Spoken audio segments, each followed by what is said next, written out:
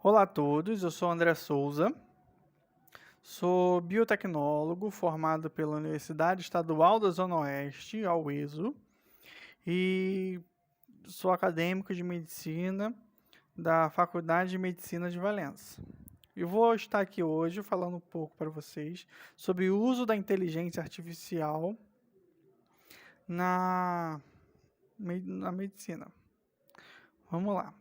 Eu acho que alguns devem pensar que a inteligência artificial é um robozinho ou uma máquina que você vai falar e ela vai responder. Só que a gente ainda não chegou a esse ponto. Por quê? Porque as máquinas elas não são conscientes. As pessoas, elas pensam, elas raciocinam, né, elas são conscientes de si. As máquinas não. As máquinas elas são um algoritmo, um programa de computador, na qual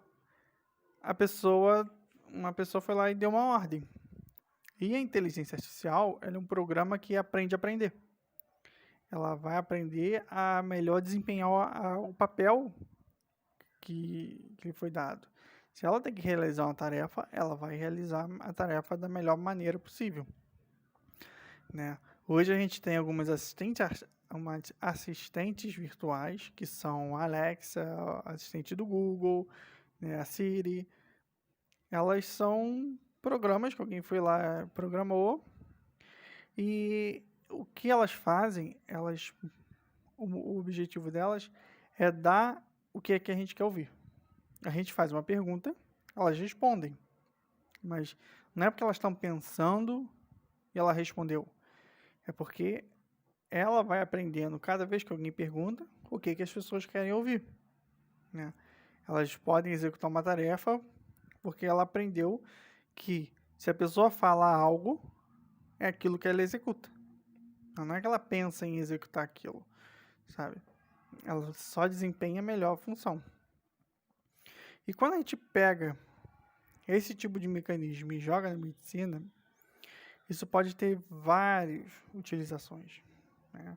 Utilizações muito diversas, né? Porque muitas das vezes os exames, os diagnósticos, tudo que a medicina traz, toda a informação que a medicina trabalha, ela é limitada pela ação humana. E como esses programas eles aprendem a executar a tarefa lhe dada da melhor maneira possível, eles vão executar uma tarefa de maneira quase exemplar. Então, quando a gente pega um programa desse e manda analisar uma imagem, ele pode identificar muitas doenças ali, sabe? Mas ele tem que ser treinado para isso. Você não pode terminar de escrever um programa e jogar lá que ele não vai saber. Todas as imagens vão ser iguais. Você tem que ir ensinando, ó, isso é um problema, isso é outro, né? E ela vai aprender a identificar aquilo. Então, como que a gente vai utilizando elas assim? Das diversas maneiras que a gente tem para utilizar a inteligência artificial na medicina, nós temos o melhoramento das imagens, né? Como o caso da ressonância magnética. A ressonância magnética, ela é ondas de rádios que interagem com a matéria do nosso corpo, que estão em um determinado estado físico pelo magnetismo de um ímã da máquina. Essa interação das ondas de rádio com as moléculas do nosso corpo vai gerar um sinal e vai ter um sensor na máquina para identificar isso. Esse sensor vai gerar estímulos que um programa de computador vai ter que analisar. Só que esse programa ele é escrito por uma pessoa, todo ele, né? Esse programa de computador ele vai analisar os sinais e vai gerar uma imagem na qual o médico, o profissional de saúde, vai atuar em cima para identificar se há alguma coisa ou não. Só que como a inteligência artificial ela busca executar aquela maneira da melhor maneira possível, né, de maneira mais eficiente, ela vai acabar dando esse processamento mais rápido. Ela vai identificar que um determinado sinal significa uma determinada coisa e esse caminho Cada vez que ela vai analisando, ela vai aprendendo, esse caminho vai ficando mais rápido. Com isso, você encurta muito o tempo de uma pessoa ficar dentro da máquina. Se você parar e pensar, a ressonância magnética, quem já fez, você leva de 15 a 25 minutos para se ter uma imagem de uma região do corpo. Se a pessoa tem que realizar mais de uma região do corpo, ela fica facilmente 1 hora ali naquela máquina. E a máquina é barulhenta, o ambiente é gelado, né? Aquela máquina também ela é claustrofóbica quando você tem que entrar dentro dela. Isso gera um desconforto ao paciente. E se você parar até em estrutura, se uma pessoa, assim, botar uma média, uma pessoa fica 1 hora dentro da máquina, uma máquina em horário comercial de 8 horas vai atender 8 pessoas. Né? Você acaba tendo uma baixa produtividade daquela máquina. Se o tempo de permanência da pessoa é encurtado, então você consegue atender muito mais pessoas. Você consegue, por exemplo, no SUS, se uma pessoa fica menos tempo, você consegue agendar mais pessoas para aquela máquina. Isso encurta, acelera a fila. A fila de exames fica mais rápida.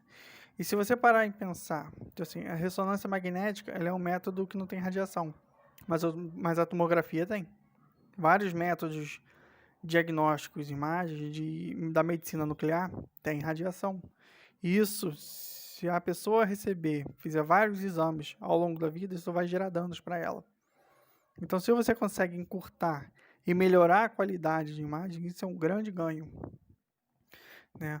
Então, esses métodos diagnósticos, eles vão produzir dados, vão produzir imagens, por exemplo, na ressonância, na TC, as imagens. Você também pode colocar as inteligências artificiais para trabalhar em cima dessa imagem, como eu já disse, analisando, vendo, identificando patologias nessas imagens. O diagnóstico final ainda continua sendo do médico, mas isso auxilia muito ao médico não comer aquele diagnóstico, não passar desapercebido. Porque se você parar e pensar no médico de emergência de um grande hospital, quantos pacientes ele não vê por dia? Quantas imagens, laudos ele tem que ler, ele tem que ver? Um médico, depois de um plantão longo, ele pode muito bem deixar passar desapercebido pelo cansaço físico e mental que esse profissional tem. Então, se você tem uma inteligência artificial que aprendeu a analisar as imagens, ela identifica ao médico que ali tem alguma coisa.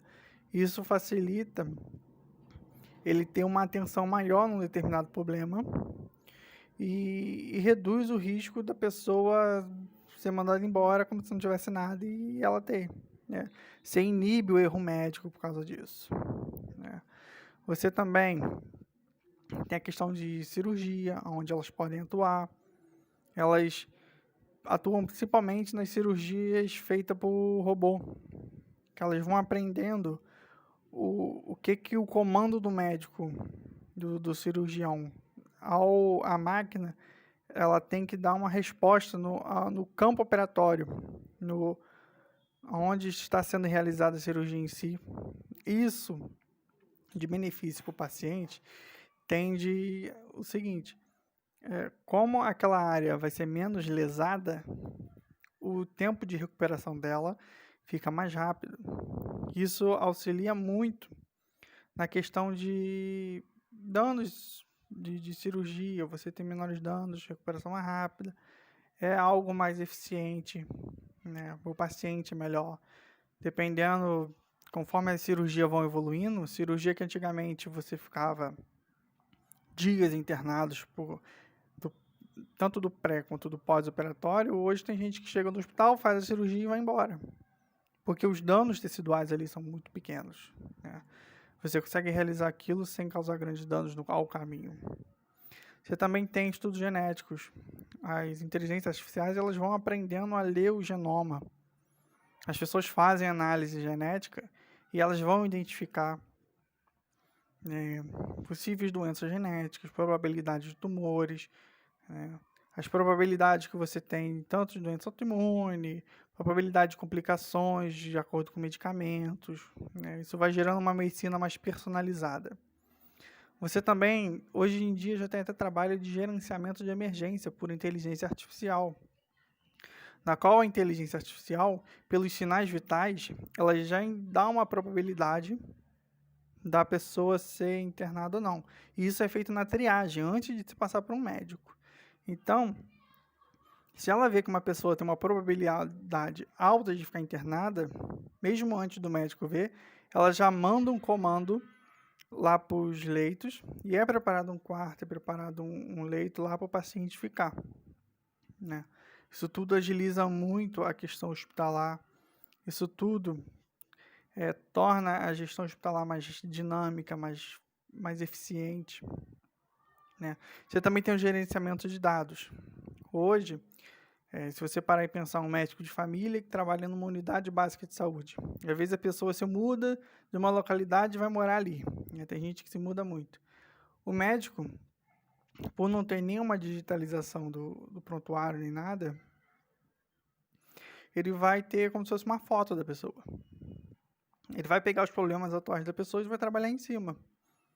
Só que a inteligência artificial, se você tiver uma digitalização dos prontuários, dos exames, de tudo, essa inteligência ela consegue fazer como se fosse um vídeo da vida da pessoa. Então, assim, ela consegue identificar problemas que ela teve, de alguma coisa que ela fez no passado.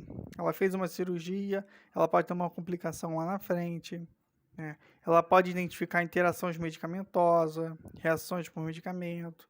Ela pode identificar muita coisa que um médico, uma pessoa vendo uma outra como se fosse um retrato, não iria identificar, né?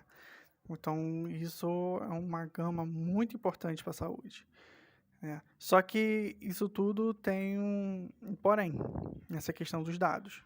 Porque se você tem uma grande análise, você tem a possibilidade de saber todo o histórico de vida da pessoa e tudo que ela tem, e com os resultados do passado, prever o futuro da pessoa, né? Isso, se você se antecipar um problema, é ótimo. Mas o ruim é quando esses dados caem em quem você não quer. Por exemplo, já teve casos, né? Isso é mais comum até um exemplo dos Estados Unidos, no exterior do que aqui, de plano de saúde que recusa um segurado por causa que foi identificado no histórico daquela pessoa que ela teve um problema no passado e isso pode gerar problema no futuro, que no caso do plano de saúde vai gerar gasto, né? Você já teve dados demonstrando que a pessoa tinha um problema, mas ela não sabia, né? E baseados nesses dados, o plano, na hora que a pessoa tem uma complicação, o plano não cobre. Então, a pessoa ficou sem assistência de saúde. Você tem casos de empresas recusando funcionários justamente porque eles têm uma alta probabilidade de cair doente. Se eles caem doente, ela fica sem a mão de obra, sabe? Conforme a tecnologia vai evoluindo, essa inteligência vai se aprimorando, isso vai gerar muitos benefícios, não se tenha dúvida, mas é muito importante se trabalhar também a privacidade dos dados. Esses dados são da pessoa e de ninguém mais.